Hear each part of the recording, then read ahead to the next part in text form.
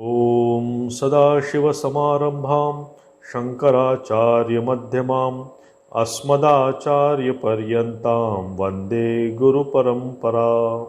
वसुदेवसुतं देवं कंसचाणूरमर्दनं देवकी परमानन्दं कृष्णं वन्दे जगद्गुरुम्। आश्चर्यवत् पश्यिकश्चिदेनम् आश्चर्यवत् वदति तथैव चान्यः आश्चर्यवच्चैनमन्यः शृणोति श्रुत्वाप्येनं वेद न चैव कश्चित्। देहि नित्यमवध्योऽयं देहे सर्वस्य भारत तस्मात् सर्वाणि भूतानि न त्वं शोचितुमर्हसि। स्वधर्ममपि चावेक्ष न विकम्पितुमर्हसि। धर्म्याद्धियुद्धाश्रेयोऽन्यत् क्षत्रियस्य न विद्यते। तर आपण बघत होतो की भगवान श्रीकृष्ण त्या अर्जुनाला युद्ध करण्यासाठी म्हणून बरंचसं उत्साहित करतायत आणि ते उत्साहित करण्यासाठी म्हणून आपण हे पण बघितलं की ते 3 प्रकारे त्याला समजण्याचा प्रयत्न करतायत. एक फिलॉसॉफिकल लेवलवर ते, सेकंड लेवल जी आहे ती धार्मिक लेवलवर त्याला समजायचा प्रयत्न करतायत आणि अजून जी तिसरी लेवल आहे ते एकदम म्हणजे काय प्रॅक्टिकल, आपण लाईफ म्हणतो प्रॅक्टिकल लेवलवर येऊन त्याच्याशी ते बोलत आहेत. तर पूर्वी त्यांनी ते सगळं सांगितलं आहे की आत्म्याचंच त्यांनी सगळं विवरण केलं. ती एकदम फिलॉसॉफिकल लेवल की कुठल्या फिलॉसॉफीच्याकडे लक्ष ठेवून तू या सगळ्या युद्ध किंवा या प्रसंगाकडे बघायला पाहिजे. म्हणजे त्या संसारामध्ये जर आपण म्हणतो की हा संसार आम्हाला पोळून टाकतो, संसार असा आहे तसा आहे, तर भगवान श्रीकृष्ण तेच सांगतायत की तुम्ही त्या फिलॉसॉफीकडे लक्ष ठेवून तुम्ही या सगळ्या संसाराच्या सुखदुःखांकडे बघा. मग आता ते सांगतो त्याला ते फिलॉसॉफी सांगून झाल्यानंतर आता हळूहळू ते शेवटच्या क्षणात येत आहेत त्या फिलॉसॉफीच्या आणि तिथे ते सांगतायत की आश्चर्यवत पश्यति कश्चिदेनम. याच्यावर आपण बराच विचार केला की कोणी कोणी याला खूप म्हणजे आश्चर्य असं समजून त्याला बघतात. कारण काय आहे हे आपण याच्यावर बघितलं की हा जो एक्सपिरियन्स आहे हा सब्जेक्टिव्ह एक्सपिरियन्स आहे. म्हणजे काल मला कसं वाटत होतं, काल माझी तब्येत बरोबर नव्हती, आता हा मी तुम्हाला कितीही एक्सप्लेन केलं तरी मी समजू शकणार नाही. हा माझा सब्जेक्टिव्ह एक्सपिरियन्स आहे की कसं डोकं दुखत होतं, कसं पोट गडबड होतं किंवा कसं ते पोटात फुटबॉल ठेवल्यासारखं फिलिंग येत होतं. आता हे जे सगळं फिलिंग किंवा हे जे सगळं वर्णन आहे हे तुमच्या फक्त शब्द आहे, पण त्याचा एक्सपिरियन्स हा कम्प्लिटली सब्जेक्टिव्ह आहे. तसंच ह्या आत्म्याचं पण जे काही आपण आत्म्याकडे म्हणजे जो काही त्याला आपल्याला त्याचा अनुभव येतो, इथे श्रीकृष्ण म्हणतात की हा कम्प्लिटली सब्जेक्टिव्ह अनुभव आहे. हा आपल्याला बाहेरून काहीच दिसत नाही, काय चेंज झाला आपण समजू शकत नाही याच्यामध्ये. आपण त्या कर्णाचं उदाहरण बघितलं होतं की कर्णाला फक्त आधी तो सूतपुत्र स्वतःला समजायचा, नंतर राधेला समजायला लागला. तर बाहेरून त्याच्यामध्ये काहीच फरक आला नाही, पण आतून त्याचा कंप्लीट दृष्टिकोन त्याच्या स्वतःकडे बघण्याचा बदलला. की मी आधी सूतपुत्र तो स्वतःकडे बघायचा आणि आता तो स्वतःकडे एक क्षत्रिय पुत्र म्हणून बघायला लागला. तसंच हा सब्जेक्टिव्ह एक्सपिरियन्स आत्मज्ञानी ज्या लोकांना आहे त्यांना आता मला स्वतःला शरीर समजतो, शरीर आणि मनाशिवाय मी दुसरा स्वतःला मी काहीच समजू शकत नाही. पण ज्यांना तो सब्जेक्टिव्ह एक्सपिरियन्स होतो त्यांना हे शरीर वाटतच नाही. त्यांना वाटतं फक्त जसं आपण कपडे घालतो अंगामध्ये तसं हे काहीतरी हे शरीर घेतलं आहे, मी हे काम चालवायचं म्हणून मी काहीतरी शरीर घेतलं आहे, त्यांनी काम चालत आहे, मी तर आत्मा आहे. ह्या कर्णामध्ये जसा बाहेरून काहीच फरक पडला नाही, फक्त त्याचा आतली दृष्टी चेंज झाली. त्याची जगाकडे बघायची त्याची कंप्लीट दृष्टी पलटली. बघा की मी आधी सूतपुत्र होतो, जगाकडे बघण्याची दृष्टी आणि स्वतःकडे बघण्याची दृष्टी ही त्याची दोन्ही चेंज झाली. तसंच या आत्मज्ञानी माणसाचं ज्याला जेव्हा लक्षात येतं की मी आत्मा आहे, मी हे शरीर मनाचं असलेलं एक आठवडं नाही आहे, तर अशा एक्सपिरियन्स झालेल्या माणसाला लक्षात येतं त्याची दृष्टी अशीच चेंज होते पूर्ण. तो असाच कंप्लीट त्याच्या आतल्यामध्ये ह्या संसाराकडे बघायचा त्याचा दृष्टिकोन, ह्या जगाकडे बघायचा दृष्टिकोन हा कंप्लीट बदलतो. तर लक्षात येतं की ह्या जगात मला काही दिवस राहायचं आहे फक्त. इथे आपण जे या जगाला आनंद किंवा भोगाच्या दृष्टीने बघतो की जग हे माझ्यासाठी भोग्य आहे, हा त्याची दृष्टी नसते. म्हणून इथे श्रीकृष्ण म्हणतात की हे आत्मतत्व जे आहे हे आश्चर्यवत आहे. आणि ते म्हणतात कोणाकोणाला ते कळत पण नाही. म्हणजे आपण ते बघितलं की बालस्तावत क्रीडासक्त, की आपण ह्या संसाराच्या याच्यामध्ये इतके आपण गुरफटलेलो असतो की ते तत्व आपल्यामध्ये आहे, आपल्यामध्ये असं काहीतरी आत्मतत्व आहे हे आपल्याला माहीतच नसतं.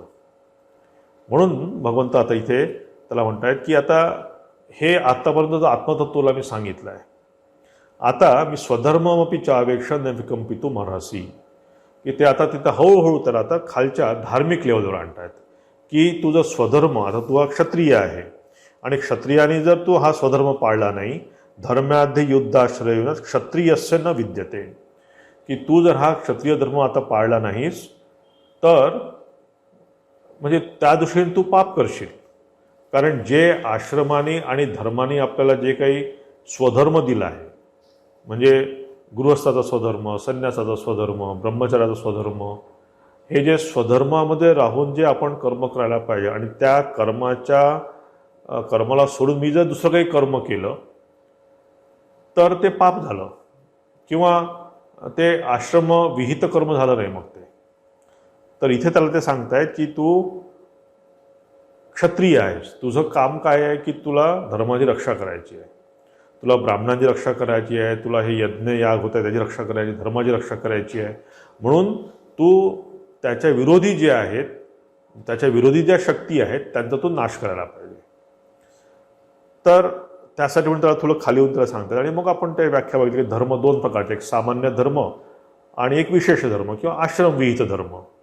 सामान्य धर्मामध्ये आपण बघितलं सत्य, अहिंसा वगैरे वगैरे सगळं अस्तेय, त्या सगळ्या गोष्टी त्याच्यामध्ये पडतात. हे सगळ्यांसाठी सारखे आहे, तो कुठल्याही धर्मामध्ये असो किंवा तो कुठल्याही आश्रमामध्ये असो. परंतु विशेष धर्म हे चेंज होत असतात. म्हणून स्वधर्ममपि चावेक्ष, की तू हे स्वधर्मला धरून तू इथे जा. आणि पुढच्या अक्षरात ते म्हणतात की 32व्या श्लोकामध्ये आपण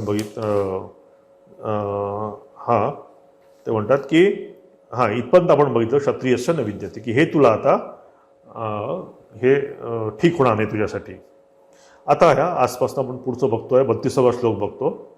इथे ते म्हणतात की यदृच्छया चोपपन्नम स्वर्गद्वारम अपावृतम सुखीन क्षत्रिया पार्थ लभते युद्धमीदृशम, की ते म्हणतात की हे पार्थ, हे जसं जणू काही जो आपोआप प्राप्त झालेलं आणि उघडलेलं स्वर्गद्वार आहे तुझ्यासमोर, हे कम्प्लीट तुझ्यासमोर ओपन दरवाजा आहे, तुला ठोठाव पण लागत नाही आहे, तुझ्यासमोर ओपन दरवाजा झालेला आहे हा.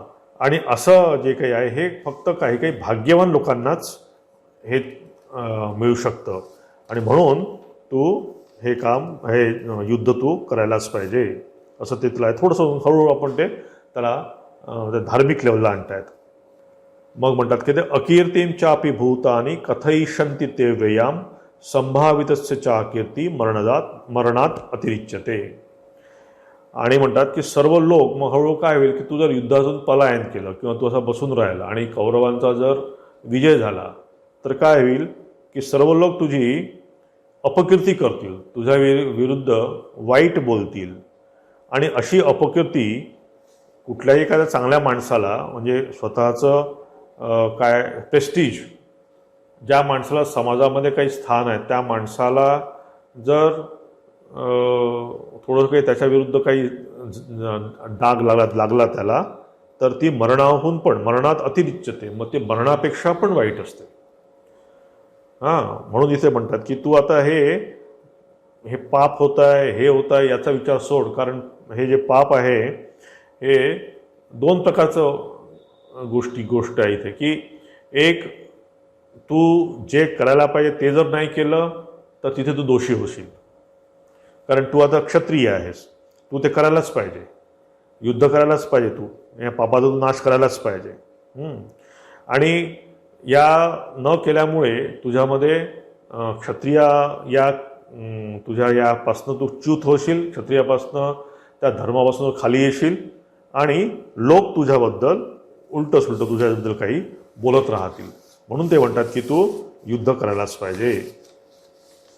मग कारण हे खूप साधारण माणसाला जे पटेल असं आता ते बोलत आहेत, कारण त्याला इतकं मोठं ते आत्मतत्व सांगितलं ते त्याला कळलं नाही, किंवा कळलं नाही म्हणण्यापेक्षा त्यांनी तो सॅटिस्फाईड झाला नाही. कारण ते आत्म्याचं तत्व त्याला जर सांगून तो जर सॅटिस्फाय झाला असता तर कदाचित त्यांनी म्हटलं असतं की हो तुम्ही म्हणताय ठीक आहे, द्या मला धनुष्यबाण, द्या मला गांडीव ते धनुष्य आणि मी युद्ध करतो. म्हणजे मी तुम्हाला एखादी गोष्ट सांगतोय, तुमच्या गोष्ट सांगतोय, तर तुमच्या रिस्पॉन्सवरनं, तुमच्या बॉडी लँग्वेजवर मला कळतं की तुम्ही ते किती घेत आहात. तसंच भगवंत त्याला सांगतायत, तो आपला ढिंब बसलाय की तुम्ही म्हणताय बाबा काहीतरी आत्मा आहे, तत्व आहे, काहीतरी तुम्ही म्हणताय, ऐकतोय मी. अहो सगळे लोक म्हणतात आत्मतत्व आहे, सगळं आहे. तसंच तुम्ही म्हणताय, जर की नवीन काही सांगत मी लहानपणापासून ऐकत आलो धर्मराजापासून. धर्मराज युधिष्ठिर माझा भाऊ, तो मला लहानपणापासून आत्मतत्व शिकवत आलो आहे. तर त्यात तुम्ही काही नवीन सांगताय. तर त्याची ती बॉडी लँग्वेज बघून श्रीकृष्ण आता त्याला हळूहळू खालच्या लेवलवर येऊन त्याच्याशी बोलतायत. नाही समजत नाही असं नाही आहे, समजतं आहे, वळत नाही आहे. त्याला सगळं समजतं आहे, तो लहानपणापासून शिकलेला आहे, त्याला कळतं आहे, त्याला गायडन्स पण पाहिजे आहे. आपल्याला पण सगळं माहीत असतं, आपण पण वाचत असतो, आपण पण ठाकूरांचा कथामृत वाचतो. आपण रोज ठाकूरांना प्रार्थना करतो, ठाकूर मला त्याग, भक्ती, वैराग्य द्या, सगळं आपल्याला समजतं. पण जेव्हा काही आपल्यासमोर प्रलोभन येतं तेव्हा आपलं घोडं पेंड खातं. जेव्हा एखादं प्रलोभन समोर आलं, जेव्हा एखादी काही समोर गोष्ट आली, ही मायाचं साम्राज्य कसं पसरतं, माया तुम्हाला अशीच फसवते ती सगळी. म्हणजे दिसतं असं सुंदर सफरचंद, एकदम असं वाटतं की काय घ्यावं सफरचंद खावं, आणि जसं खाल्लं तसं आत भुसा भरल्यासारखं सगळं असतं. त्याला काहीच चव नसते त्या सफरचंदाला. ते दिसताना असं लोभच वाटतं एकदम सगळं. तर हे सगळं दिसतं आपल्याला, सगळं असतं अर्जुनाला दिसतं आहे. अर्जुनाला लहानपासून शिकत आलेला आहे. त्यांनी सगळ्या या मोठ्या ऋषीमुनींपासून शिक्षा घेतलेली आहे, धर्माची शिक्षा घेतलेली आहे. त्याला काय माहीत नाही, हे सगळंच माहिती आहे. इव्हन भगवान श्रीकृष्ण त्याला सांगतायत की ज्या भगवान श्रीकृष्णाचा सखा आहे त्यांच्या प्रत्येक शब्दावर त्याचा भरोसा आहे किंवा विश्वास आहे, असं सांगून पण त्याचा तो मोह आणि त्याचा जो शोक झालेला आहे मनामध्ये, थोडक्यात मोहामुळे शोक झाला आहे. तर त्याचं ते जे मोहाचं जे आवरण त्याच्यावर बसलेलं आहे, ते आवरण निघायला अजून ते सोपं जात नाही आहे त्याला. ते अजून तो मोह तोडणं सोपं जात नाही आहे. म्हणजे आपण म्हणतो ना की काय एवढ्या गोष्टीचं आपण हे करतोय. पण साधं तुम्ही तुमचं स्वतःचं घर आहे, तुमच्या स्वतःच्या घरामध्ये एखादा, समजा मी आलो तुमच्या घरामध्ये आणि मला काही वाटलं, मी आपला घेतला खिळा आणि ठोकत बसतो. तुम्ही म्हणाले काय करताय इथे, कशाला भिंतीवर खिळा ठोकताय, ती भिंत खराब होईल. आता त्या भिंतीबद्दल पण आपल्या मनात मोह मानू शकतो. तुम्हाला मागे मी त्या गोष्ट सांगितली, साध्या मांजरीवर आपला मोह जळतो. तर या मोहाची व्याख्या करायला गेलो की भरपूर आहे तो. तर इथे ह्या अर्जुनाला मोहाने खरं त्याला हे केलेलं आहे, अडवलेलं आहे त्याला. बाकी त्याला काही इथे प्रॉब्लेम नाही आहे. कारण काय आहे ना की हा धर्म जो आहे, म्हणजे धर्माचे जो आपण म्हणतो किंवा आत्मा जे तत्व आहे, हे पूर्ण कसं ॲबस्ट्रॅक्ट आहे बघा. आत्मा आहे, परमात्मा आहे, असं आहे हे आपण म्हणतो, पण हे आपल्या पकडीमध्ये येत नाही. मी कितीही तुम्हाला म्हटलं की आत्मा तत्व आहे आपल्यामध्ये, कितीही मी तुम्हाला 10 वेळा सांगितलं किंवा ह्या उपनिषदांनी जरी सगळं सांगितलं, तरीही ती एक ॲबस्ट्रॅक्ट गोष्ट आहे, ती आपल्या हातात येत नाही, म्हणून त्याच्यावर विश्वास होत नाही. आपलं साधं कसं असतं ना की जे डोळ्याला दिसतं त्याच्यावर आपला लगेच विश्वास बसतो, जे आपण कानाने ऐकतो त्याच्यावर आपला विश्वास बसतो, कारण ते प्रत्यक्ष टँजिबल असं दिसतं आपल्याला. ते प्रत्यक्ष टँजिबल आपल्या अनुभवास येतं. पण आत्मतत्व आहे आपल्यामध्ये, पण तो आपल्याला प्रत्यक्ष न दिसल्यामुळे आपला त्याचा विश्वास तयार होत नाही. म्हणजे ते म्हणतात भगवान श्रीकृष्ण की हे द्रोण आणि हे सगळं तुला दिसत आहे, ते भीष्म वगैरे हे आत्मा आहे. आता तो पण फक्त बघतोय द्रोणांनाच, फक्त बघतोय गुरुनाच बघतोय, त्यांच्या तो बघतोय फक्त भीष्मानाच बघतोय. तो त्यांच्या आत असलेलं आत्मतत्व तो बघू शकत नाही आहे. तर हा प्रॉब्लेम आहे अर्जुनाचा. म्हणून इथे ते म्हणतात की अकीर्तीम चापी भूतानी कथयिषीन ते वद्याम, की असं जर तू केलं, अशा प्रकारे तू जर ते ऐकत राहिला तर तुझी अपकीर्ती होईल, आणि ही अपकीर्ती झालेली तुला म्हणजे सहन होणार नाही. मरणात अतिरिच्यते, की ही मरणापेक्षा पण खराब आहे ही तुझी अपकीर्ती आणि त्याला तू प्राप्त होशील. मग म्हणतात भयाद्रणात उपरतम मनसंते त्वाम महारथा येषाम च त्वम बहुमतो भूत्वा यास्यसी लाघवम. की ते म्हणतात की ज्यांना तू सन्मान्य होऊन राहिला आहेस त्यांच्याकडूनच तुला म्हणजे तुच्छ वागणूक मिळेल. आणि हे महारथी लोक तुला जे आणि हे महारथी लोक म्हणजे याच्यापेक्षा जे शूरवीर क्षत्रिय लोक आहेत ते काय म्हणतील की तू भीतीमुळे रणांगण सोडून पळून गेला, की तू घाबरलास, त्या घाबरल्यामुळे तू हे सगळं सोडून गेला असं तुला ते म्हणतील. की ते म्हणतात की तुला लोक म्हणतील की पळून गेला, की अर्जुन युद्धाला घाबरला किंवा कौरवांना घाबरला आणि म्हणून तो पळून गेला. आणि हे सगळे जे काही तुला आतापर्यंत जे महारथी लोक घाबरत होते ते सगळे महारथी लोक तुझी निंदा करतील. म्हणजे त्याला सांगतायत आता त्याला हळूहळू वेगळ्या प्रकारे ते समजायचा प्रयत्न करतायत की तुझी इज्जत जाईल, तुझं नाव खराब होईल, हे पांडवांचं किंवा तुझ्या या वंशाचं जे नाव होतं हे नाव खराब होईल, हे त्याच्यासाठी तरी युद्ध कर. म्हणजे त्यांचं कसंही करून म्हणजे भगवंतांना त्याला युद्ध करायला भाग पाडायचा आहे. तर त्यासाठी म्हणून ते त्याला उद्युक्त करतायत. मग म्हणतात की अवाच्य वादांश्च बहून वदिष्यन्ति तवाहिता निंदन्तस्तव सामर्थ्यम ततो दुःखतरम नुकीम. की तुझे शत्रू म्हणजे कौरव, तुझे शत्रू जे आहेत तुझ्या सामर्थ्याची निंदा करतील आणि अनेक प्रकारचे म्हणजे उच्चारू नये असे शब्द तुला बोलतील. अवाच्य वादान, की जे शब्द बोलू नये म्हणजे काय थोडक्यात तुला शिव्या देतील, तुझ्या नावाचा डंका फोडतील, तुझ्या नावाचंच काय त्या तुझ्या नावाचं खराब झालं म्हणजे काय तुझ्या पूर्ण कुलाचा नाश झाला, तुझ्या कुलाच्या विरुद्ध बोलतील.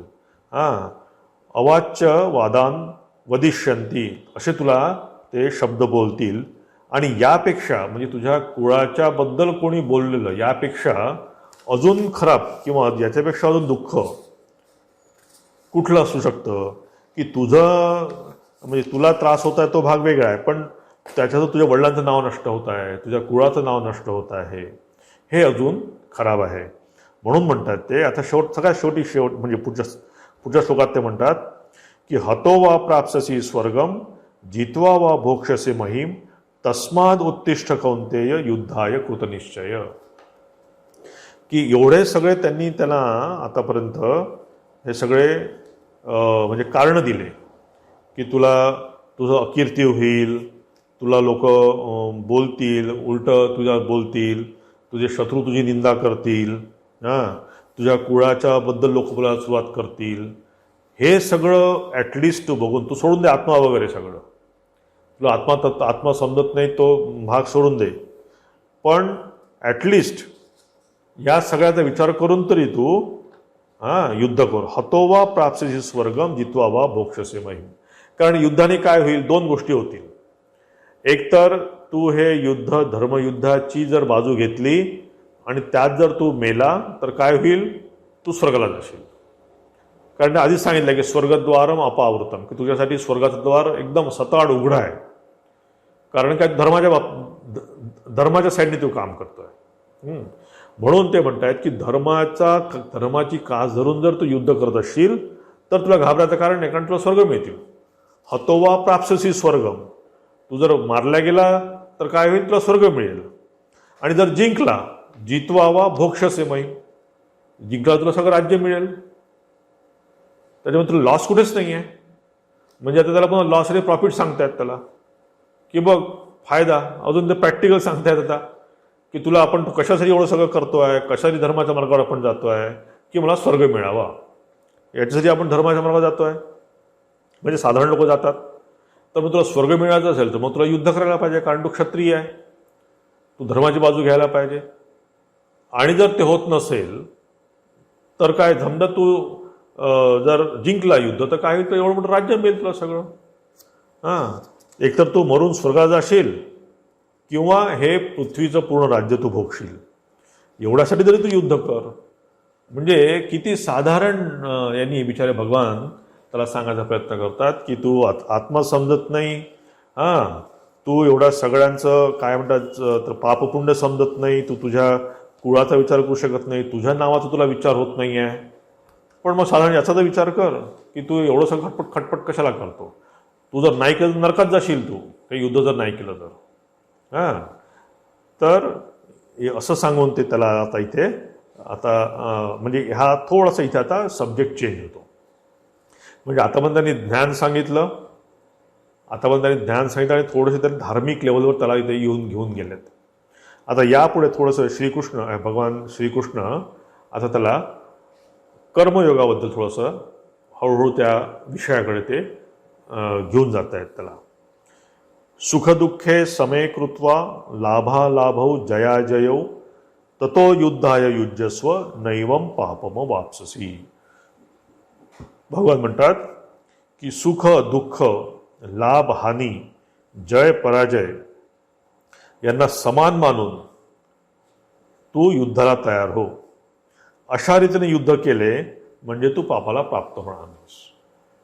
म्हणजे आता कसं आहे ना की म्हणजे आपलं मन का विचलित होतं, ह्या विचलित होण्याचं कारण काय आहे की जय पराजय सुख दुःख लाभ हानी यावर आपला विचार असतो.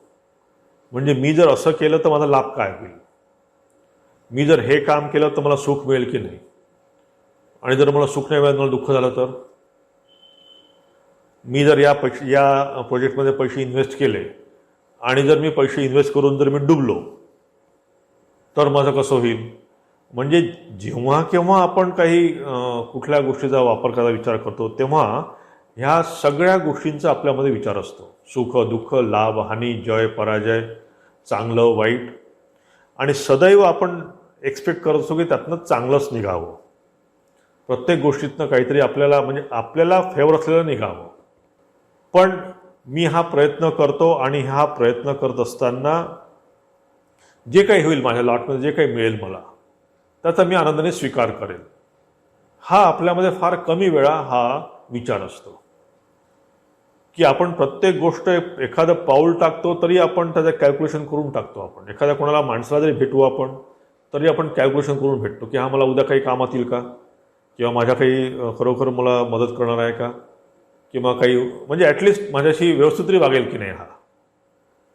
किंवा आपण कोणावर प्रेम करतो, कोणावर काही करतो की तो बाबा मला नंतर सपोर्ट करेल की नाही, नंतर माझा सांभाळ करेल की नाही.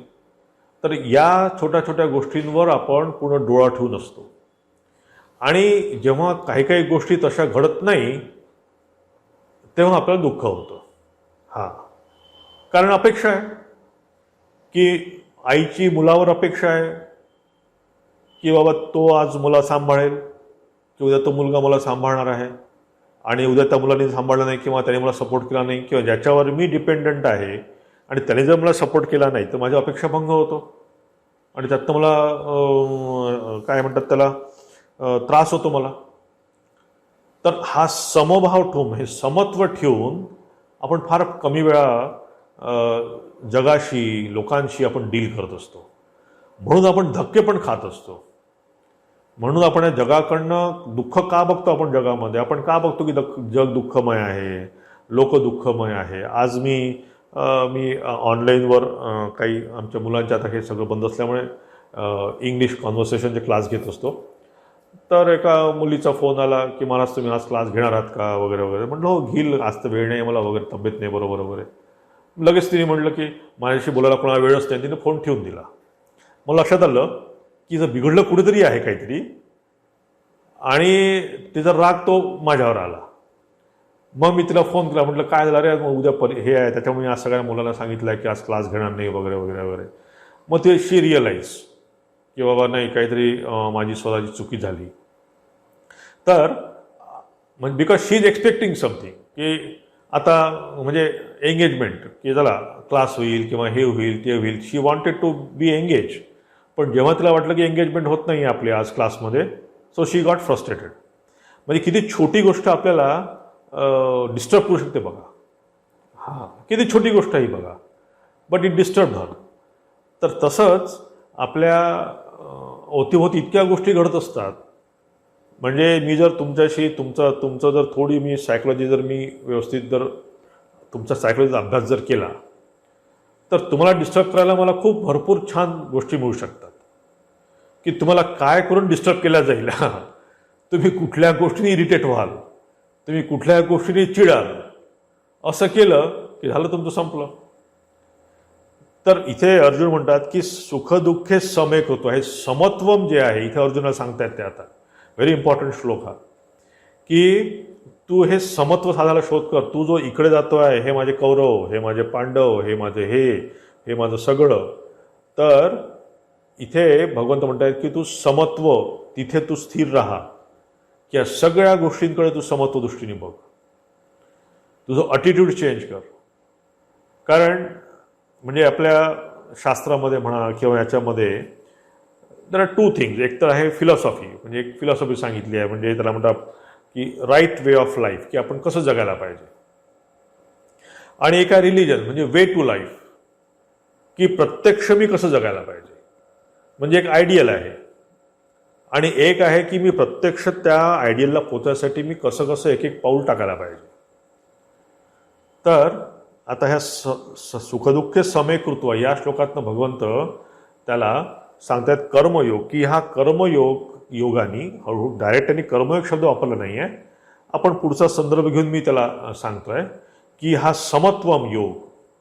इथे त्याला ते सांगतायत की तू ह्या समत्व योगाचा वापर कर, की सुख दुःख कोणीच यातनं सुटलेलं नाही आहे. म्हणजे हे चुकीचं आहे आपला विचार करणं की सगळेच सुखी आहे आणि सगळेच दुःखी आहे, हे लक्षात ठेवायला पाहिजे. म्हणून इथे म्हणतायत की ते तू सुखदुःखामध्ये हे राहा, म्हणजे सम राहा. कारण आपलं जर जेव्हा विषम माइंड असतं, म्हणजे मी जेव्हा डिस्टर्ब असतो तेव्हा माझी थिंकिंग पॉवर माझी गेलेली असते. मी व्यवस्थित विचार करू शकत नाही. चांगल्या प्रकारे पूर्ण गोष्टींचा बघा किती लोक, म्हणजे तुम्ही बघा जर जेलमध्ये गेला आणि जेलमध्ये जाऊन तुम्ही बघितला, तुम्ही जर त्या लोकांचा जर इंटरव्ह्यू तुम्हाला लक्षात येईल की त्यांनी the spur of the moment, त्या मोमेंटमध्ये किती लोकांचे खून पाडले आहेत, त्या लोकांचे किती लोकांना त्यांनी मारलेले आहेत त्या कैद्यांनी. पण नंतर त्यांना बघितलं, तुम्ही विचार केला तर लक्षात येतं की नाही, मी ते कसं काय करून बसलो हे माहीत नाही मला, ते होऊन गेलं त्यावेळेस. तर जेव्हा आपलं मन विषम अवस्थेत असतं तेव्हा आपण काही करून बसतो. म्हणजे तिथे कारण काय असतं ना, की जेव्हा समत्व आहे तेव्हाच तुमचे सगळे सेन्सेस काम करतात. आणि जेव्हा तुमचं माइंड विषम असतं, तुमची जेव्हा डिस्क्रिमिनेटिव्ह पॉवर जाते आपली, म्हणजे विवेक करायची पॉवर जाते. त्यात अँगर म्हणा किंवा मोह म्हणा, इट ओव्हरपॉवर्स युअर विवेक. ते तुमच्यावर पूर्ण हावी होऊन बसतात एकदम, की नाही त्याच्यामुळे तुम्ही विचार करू शकत नाही. म्हणजे विचार करायची पॉवर आपली खुंटते तिथे. म्हणून हा समत्व योग किंवा या प्रकारचं जे अटिट्यूड ठेवणं हे आपल्या साधकांसाठी फार इम्पॉर्टंट आहे. म्हणून आता म्हणजे तुम्ही जर बघाल की ते आपण चाकूला धार लावतो बघा, चाकूला धार लावतो किंवा कुठल्याही शस्त्राला जेव्हा आपण धार लावतो तेव्हा तुम्ही बघा की ते खडबडीत भागावर घासतात. तुम्ही एखादा स्पंजचा तुकडा घ्या, स्पंजच्या तुकड्यावर घेऊन चाकू घासावर तर धार होईल का मला सांगा? नाही होणार. तर आपल्या लाईफमध्ये जोपर्यंतही ह्या डिफिकल्टीज, ह्या अडचणी, दुःख, अपमान हे जोपर्यंत आपल्या लाईफमध्ये येत नाही तोपर्यंत आपलं आतलं पण धार उजळून येत नाही बघा.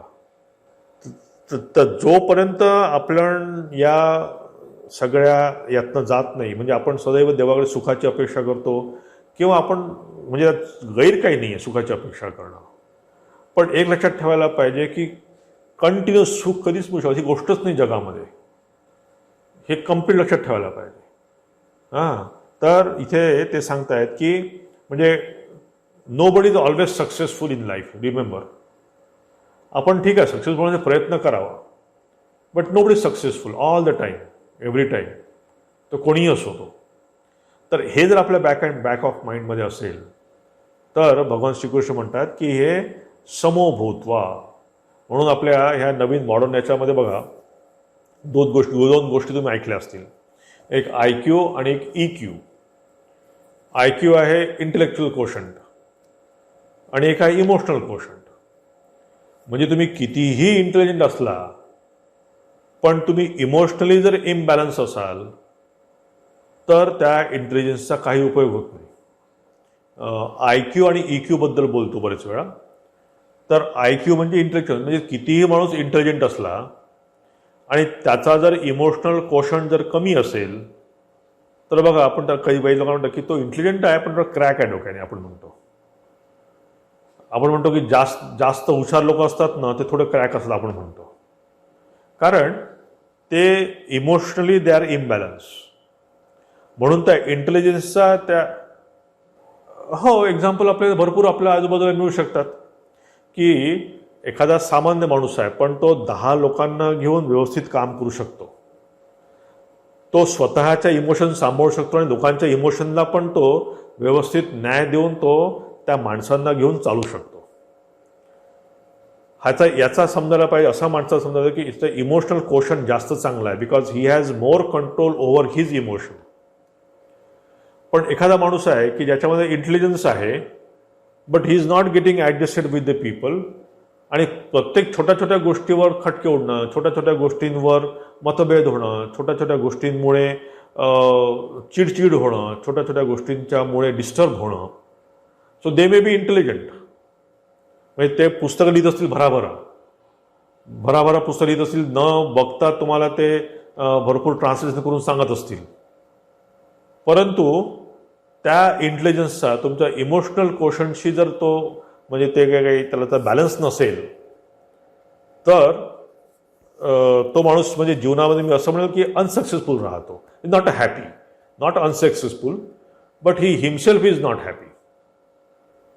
म्हणून आता आमच्या ऑर्डरमध्ये पण आम्ही बघतो की एखादा साधारण साधू किंवा ब्रह्मचारी जो 50 लोकांना घेऊन चालू शकतो त्याचं म्हणजे ही इज मोर प्रिफरेबल. पण एखादे कोणी साधू आहेत की जे बराबर एकदा बसले की भरपूर असे पानाच्या पानं लिहू शकतील, पण त्यांचं इमोशनल क्वेश्चन, त्यांना एक थोडंसं म्हटलं की मला तुमच्या 2च्या ते स्पेलिंग मिस्टेक आहे हो, ते ग्रॅमॅटिकल मिस्टेक आहे, बस तुम्हाला ते संपलं, तुम्हाला पूर्ण तुमचं श्राद्ध करतील ते. He could not accept that. तर हे समत्व, तर असा माणूस जो समत्व आहे की ज्याचा इमोशनल कोशंट बॅलन्स आहे तो माणूस जीवनामध्ये सुख दुःख जय पराजय मान अपमान हा पचवू शकतो. नाहीतर अशा माणसांना आपण बघतो बाहेर की सुसाईड करतात लोक because they cannot control their emotions. They may be तुम्ही बघा ना, तुम्ही जरी पेपरमध्ये बघितलं किंवा मोठे मोठे बघितले लोक की त्यांनी बिझनेस फार उंचावर घेऊन गेले, बिझनेस त्यांचा त्यांनी, पण एखाद्या वेळेस काही त्यांचं क्रॅक झालं काही बिझनेसमध्ये, तो तुमचा CCD वाले ते कॉफी डे कॉफी काय ना CCD काय, त्याचं मोठी चेन आहे, एकाने आत्महत्या केली बघा. तो एवढा मोठा तो सक्सेसफुल बिझनेसमॅन, पण थोडं त्याच्यामध्ये आला आणि त्यांनी संपलं, त्यांनी लाईफ संपवलं. असे कित्येक लोक आहेत. तो इकडे त्याचा ब्रेन असल्याशिवाय त्यांनी इतकं मोठं त्यांनी बिझनेस केला नाही, but no control over emotions. म्हणजे तेच लोक जास्त काम करतात, ते मे बी इंटेलिजंट नसतील. काही काही लोकांमध्ये दोन्ही गोष्टी खूप बरोबर असतात की इंटेलिजन्स पण असतो आणि इमोशनल कोशंट पण असतो. But what here Shrikrishna is interested, he said you develop your emotional quotient. हे मुख्य शिकायचं आहे आपलं की हे मिळालं आहे ठीक आहे, पण तुम्हाला जर सक्सेसफुल व्हायचं असेल साधका लाईफमध्ये किंवा स्पिरिच्युअल लाईफमध्ये किंवा या जय पराजय सुख दुःख याच्यामध्ये तुम्हाला जर निर्विकार राहायचं असेल तर Arjuna you develop your emotional quotient. कारण अर्जुनाचं तेच झालं आहे की सगळं झालं खूप, मी कोणाला युद्ध करायचं आहे, घेऊन चला माझा रस तिथे, मी बघतो कोणाला मारायचं आहे, आणि तिथे गेल्याबरोबर त्याचा पूर्ण इकडे पेंडुलम झुकला की हे तर माझे काका मामा दादा आहेत. त्याने तो पूर्ण इमोशनल त्याने हरवलं. एकीकडे इमोशनल म्हणजे कोण आहे मला दाखवा, मी त्यांना मारतो, आणि जसं त्याने समोर आलं त्याचा पूर्ण म्हणजे विरुद्ध दिशेला झालं सगळं. हे जे पेंडुलमसारखं आपलं म्हणजे इमोशन पेंडुलमसारखे आपलं झुकत असतात, कधी इकडे अप तर कधी डाऊन, तर हे साधकासाठी किंवा ज्याला स्पिरिच्युअल लाईफमध्ये काही उन्नती करायची त्याच्यासाठी ही फार घातक आहे. म्हणून इथे भगवान म्हणतात की learn how to face both things, म्हणजे ॲडव्हर्सिटी आणि फेवरेबल थिंग. हे शिक तू. इथे त्याला सांगतायत की सुखदुःखे समय कृत्वा लाभालाभो जया जयो ततो युद्धाय युज्यस्व नैवम पापमो आपस. की कृष्णा तू हे शिक, हे समत्व शिक. तुझं काय चालू आहे हे? तू एवढा मोठा तो पांडवांचा श्रेष्ठ तू इतका धनुर्धर, आणि तू हे काय करतोयस? म्हणून इथे हा खूप इम्पॉर्टंट श्लोक आहे. समदुःखे समय कृत्वा लाभालाभो जया जयो. आणि असं जर तू केलं तर एक लक्षात ठेव, तुला मी सांगतो की तू पापाला पोचणार नाहीस. तुला पाप कुठल्या प्रकारचं इथे लागणार नाही, हे तुला मी सांगतो. पुढच्या यात म्हणतात ते की एषा ते भीता सांख्ये बुद्धिर्योगे त्विमां शृणु बुद्ध्या युक्तो यया पार्थ कर्मबंधम प्रहास्यसी. की आता तिथे ते म्हणतात की तुला जर यातनं बाहेर पडायचं असेल, तुला जर यातनं बाहेर निघायचं असेल, तर मी तुला एषा ते भीता सांख्य बुद्धी तुला मी शिकवतो. ते म्हणतात हे पार्थ की ज्या बुद्धीनी म्हणजे जी बुद्धी म्हणजे ज्ञानयोगाची बुद्धी सांगितली तीच मी आता तुला योग म्हणजे निष्काम कर्माविषयी तुला ती बुद्धी सांगतो मी. आणि अशा बुद्धीने युक्त कर्मबंधम प्रहास्यसी. बुद्ध्या युक्तो, की अशा बुद्धीने तू जर युक्त झाला तर हे जे बंधन म्हणजे हे जो मोह तुला झालेला आहे हा तू तोडू शकशील. इथे ते म्हणतायत. आता इथे एक प्रश्न पडतो की आतापर्यंत भगवान सांगत होते, त्याला आत्मा सांगितलं, ज्ञानयोग सांगितलं, सगळं सांगितलं, आणि आताच त्याला ते असं मग आता कर्मयोगाचा टॉपिक कसा मध्येच आणला, मध्येच काय त्यात कर्मयोग सांगायला लागले. मग याच्यावर आपला प्रश्न पडू शकतो की मग कर्मयोग काय वेगळा मार्ग आहे का? म्हणजे ठीक आहे बाबा, अर्जुनाला तो ज्ञानयोग कळत नाही आहे, किंवा अर्जुनाला तो ज्ञानयोग समजत नाही आहे, किंवा त्याला जड जातो आहे, म्हणून काय कर्ममार्ग काही दुसरा आहे का? हा एक प्रश्न पडू शकतो आपल्याला. परंतु इथे एक लक्षात ठेवायला पाहिजे की ज्ञानयोग हाच एक फक्त योग आहे की मी ज्ञानाद्वारेच तुम्हाला ते आत्मतत्व प्राप्त होऊ शकतं. मग ते कठीण आहे, समजा मला वाटलं की मला कठीण वाटतं आहे ते, मग काय व्हायला पाहिजे की you have to prepare yourself. म्हणजे तुम्हाला जर IIT इंजिनिअरिंगमध्ये ॲडमिशन घ्यायची आहे, तुम्हाला जर MBA मध्ये ॲडमिशन घ्यायची आहे, तुम्हाला मोठ्या कॉलेजमध्ये ॲडमिशन घ्यायची आहे, तर तुम्हाला काय करायला पाहिजे? प्रिपेअर करायला पाहिजे, ट्युशन लावायला पाहिजे, क्लासेस करायला पाहिजे, अभ्यास करायला पाहिजे. मग ते IIT कठीण आहे, MBA कठीण आहे म्हणून मग मी काही बसायचंच नाही का त्या परीक्षेसाठी? नाही, बसायला पाहिजे तू. कारण तुला जर IIT जायचं असेल तर तुला या प्रिपरेशनमधनं जावं लागेल. तर हा कर्ममार्ग जो आहे इट इज प्रिपरेशन, की तुला त्या ज्ञानानेच तुला प्राप्त होणार आहे ते तत्व. त्या ज्ञानमार्गाशिवाय दुसरा कुठलाच मार्ग नाही आहे. पण हे कर्मयोग, भक्तियोग हे जे काही मार्ग आपण समजतो ट्रॅडिशनली, हे मार्ग काय आहेत की तुला ते प्रिपेअर करण्यासाठी, तुला तयार करण्यासाठी, तुला स्वतःचं मेंटल ॲटिट्यूड तयार करण्यासाठी तुला उपयोगी आहेत. आणि म्हणून तू ह्या कर्ममार्गाचा तू उपयोग कर. म्हणून ते म्हणतात की हे तू माइंड आता त्यासाठी तयार कर. कारण कुठलीच गोष्ट कठीण नाही. कारण जनरली साधारण माणसांच्या मनामध्ये अरे काय बाबा हे आत्मतत्व, परमात्मतत्व हे सगळं ऐकतो पण काही आम्हाला कळत नाही, हे फार कठीण आहे हो, हे आम्हाला समजत नाही. जनरली लोकांचा एक आक्षेप असतो याच्यामध्ये.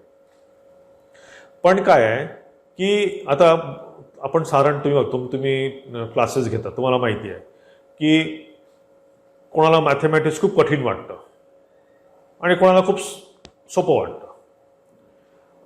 आता mathematics as such mathematics same आहे, पण तुमचं ॲटिट्यूड त्या मुलाचं त्या बघण्याकडे किंवा त्या सब्जेक्टकडे बघण्याच्या ॲटिट्यूडवर फरक पडतो. ज्याला ते सोपं वाटतं त्याच्यासाठी की मॅथ्स काही वेगळं झालं आहे, त्याचे काही थिअरम्स आहेत ते सगळे वेगळे झाले, आणि ज्याला ते खूप चांगलं वाटतं त्याच्यासाठी खूप सोपं, असं काही नाही आहे. ते मॅथमॅटिक्स इज मॅथमॅटिक्स. पण त्याच्याकडे बघायचा जो काय आपला एक दृष्टी असते ती बदलली असते. तर यासाठी म्हणून म्हणतात की कर्मबंधम प्रहास्यसी, की या बुद्धीने युक्त असा तू जर ह्या कर्ममार्गावरून जायचा जो म्हणजे मी तू रस्ता दाखवतो, या रस्त्याने जर तू गेलास, मी जर सांगितलं त्या रस्त्याने जर तू जायचा प्रयत्न केलास, तर तुला बुद्ध्यायुक्त कर्मबंधन प्रहासी, की या कर्माचं बंधन तुला जे वाटतं ना, कर्माचं बंधन त्याला का वाटतंय की मग असं काही मला पाप लागेल, असं काही पुण्य होईल. तर पाप पुण्याचा प्रश्न केव्हा येतो, जेव्हा मी कर्माच्या याच्यावर येतो की मी असं कर्म केलं तर मला पाप लागेल, वाईट कर्म केलं तर मला पाप लागेल, चांगलं कर्म केलं तर पुण्य मिळेल. हा आपल्या मनामध्ये एक विचार असतो. म्हणून इथं भगवंत म्हणतात की तू हे समत्व हा योग जर तुझ्या मनात ठेवला आणि कर्मयोग तू आचरत जर गेला तर इथं भगवंत म्हणतात की तू त्यातनं तुला मुक्ती मिळू शकेल. हां, म्हणजे मुक्ती मिळू शकेल म्हणजे या तुझ्या शोकापासून तुला मुक्ती मिळेल. हां, आणि पुढे हां, नाही नाही नाही, राईट थिंकिंग म्हणजे समत्व नाही, कारण तुमचं थिंकिंग चुकीचं पण असू शकतं. म्हणजे तुम्ही जो आता विचार करता आहे हा 5 वर्षांत तुम्हाला चुकीचा पण वाटेल. जसं तुम्ही काही दिवसाआधी मला म्हणायचं की मी इतके चुकीच वाया घालवले, मी केव्हाच करायला पाहिजे होतं. आपण चांगला आणि म्हणजे वाईट किंवा काय हा आपण कोणीच विचार म्हणजे आपला म्हणजे मुद्दाम करत नसतो. तो या परिस्थितीला मला जे योग्य वाटतं, या परिस्थितीला मला योग्य ज्या गोष्टी मला वाटत आहेत त्या दृष्टीने आपण विचार करतो आणि डिसिजन घेतो. आता ती चूक होती की चांगलं होतं याचा आपण त्यावेळेस विचार करू आणि पुढे पण विचार करू नये. बरेच वेळा आपण याचा पश्चाताप करतो आणि त्याच्यासाठी म्हणून आपण प्रायश्चित्त घेतो बरेच वेळा. बघा की एखादी गोष्ट माझ्या हातनं घडली चुकीची, त्यावेळेस मला बरोबर वाटली, त्यावेळेस मी केली, पण नंतर मला चुकीची वाटली. म्हणून आपल्या इथे पश्चातापाची एक व्याख्या आहे म्हणजे हिंदू संस्कृतीमध्ये. हां, की बाबा तू 108 वेळा नामस्मरण कर, की याचं स्मरण कर, त्याची तुझं पाप निघून जाईल किंवा तुझं ते डोक्यातले विचार निघून जाईल. आता हा पश्चाताप याच्यासाठी आहे किंवा तुमच्या ह्या ख्रिश्चन आपल्या याच्यामध्ये पण आहे की ते कन्फेशन असतं एक, किंवा मी काही जीवनामध्ये काही खराब केलं की मी जाऊन त्या प्रीस्टला सांगितलं आणि त्यामुळे मग प्रीस्ट म्हणतो की ठीक आहे तू असं कर आणि असं त्याप्रमाणे तुझं निघून जाईल सगळं. तर सांगायचा उद्देश कसा की आपण जेव्हा आजचा निर्णय घेतो हा निर्णय आपल्याला आज योग्य वाटतं म्हणून घेतो आपण, कदाचित तो उद्याचा कम्प्लीट चुकीचा असू शकतो 5 वर्षानंतर तो, पण तेव्हा मी त्याचा पश्चाताप किंवा शोक करू नये. तेव्हा पण मी जर समत्व राहिलं माझं डोकं ठेवलं की ठीक आहे त्यावेळेस जे झालं ते झालं, संपलं, पुढे चला. हा जर आपण विचार केला की ते मागे वळून बघत बसण्यापेक्षा की मी तसं नसतं केलं तर मग मी असं केलं असतं, तसं झालं तर मी तसं केलं. तुम्ही बघा तुमच्या सोबत असणाऱ्या प्रत्येक माणसाला एखाद्या हातात पेपर द्या आणि त्याला म्हणा तुला जर आता पुन्हा देवाने तुम्हाला जर असं केलं की तुम्हाला पुन्हा 18 वर्षाचं आणून ठेवलं पुन्हा तुमचं आयुष्य, तर तुम्ही जीवन कसं जगाल त्यांना म्हणा लिहून काढा तुम्ही. बघा प्रत्येक माणूस तो वेगळ्या प्रकारे लिहिला. आता जे लाईफ जगतो आहे त्याच्यापेक्षा कम्प्लीट तो वेगळा लिहिल. म्हणजे 18 वर्षापासून जर 30 वर्षापर्यंत तो जगला आहे त्या वयामध्ये त्याने ज्या काही चुका किंवा त्याला आत्ता वाटतं चुका केल्या आहेत तो त्या नवीन कागदामध्ये काहीच लिहिणार नाही. तो सगळं पॉझिटिव्ह लिहिल. म्हणजेच काय की त्या वयामध्ये त्याने केलेलं त्याच्यामध्ये पुन्हा तो समत्व नाही आहे. He has not accepted that. हां, आणि त्याच्यामुळे मनामध्ये त्याचं ते ब्रूडिंग आहे, त्याच्यामध्ये मन त्याला खेचतं आहे मागे, त्याच्यामुळे तो मागे वळतो आहे. त्याच्यामागे विचार करतो आहे की अरे यार मी तसं असतो तर मग मी 18 वर्षात असताना जर मी जॉईन केलं असतं तर मग मी आता किती छान झालं असतं, माझं मन किती छान झालं असतं, मग मी असं झालं तसं किती काय विचार करू शकलो असतं आपण, पण नाही झालं असं म्हणता येईल. तर त्यासाठी याला समत्व म्हणायचं की जो काही माझ्या जीवनात मी आताचा विचार करतो आहे तो कुठला मुद्दाम करत नाही, मी चांगला विचार करून विचार करतो आहे आणि त्याचं पुढे फळ जे काही मिळेल ते फळ मी ॲक्सेप्ट करेन, ते चांगलं पण असेल किंवा ते वाईट पण असेल. दिस इज व्हॉट समत्व. म्हणजे थोडक्यात पश्चाताप आपण कुठल्याही गोष्टीचा करू नये. ते चांगलं झालं असेल, वाईट झालं असेल, कारण आपण जो काही विचार करतो ते आपल्या स्वतःच्या म्हणजे जे काही आपलं मेंटल मेकअप आहे, संस्कार आहेत, या सगळ्याला घेऊन आपण पूर्ण या जगाशी लढत असतो, युद्ध करत असतो. मग त्यामध्ये कोणी 2-4 लोक दुखावले जातील, 2-4 लोक आपल्याला चांगलं समजून घेतील, 2-4 लोक तुम्हाला शिव्या देतील, 2-4 लोक चांगलं म्हणतील. तर ह्या सगळ्या गोष्टींमध्ये आपण समत्व ठेवायला पाहिजे. ज्यांनी मला 2-4 लोकांनी शिव्या दिल्या, ज्या लोकांनी मला काही वाईट बोलले, त्या लोकांचं ठीक आहे, त्यांना त्यांचा लाभ, ओके, तुमचं ठेवा. पण तशा वेळेस जर मी जर ढळलो, माझं मन जर त्याच्यामध्ये म्हणजे जरा हे झालं, तर मला एक चांगला म्हणजे आपण म्हणतो लहान मुलं बघा, कोणी चिडवलं छोटं तो चिडतो. आपण म्हणतो चिडतो कशाला तू, तू चिडतो म्हणून तो तुला चिडवतो. म्हणजेच काय, थोडक्यात आपण लहान मुलं काय सांगतो की तू समत्व राहणं, समाने राहणं, तू कशाला चिडतोय, तू जितका चिडशील तितका तो तुला जास्त चिडवेल, आपण म्हणतो त्याला. साधारण छोट्या मुलाला म्हणतो आपण. तीच गोष्ट आपल्याला पण लागू आहे. कोणी तुम्हाला चांगलं म्हटलं की लगेच तुम्ही चिडता. आता काय, तुम्ही थोडेसे मोठे झालात, त्याच्यामुळे तुम्ही असं लहान मुलाला ओरडू शकत नाही. मग तुम्ही काय करता, तुमच्या मनाशी ओरडता.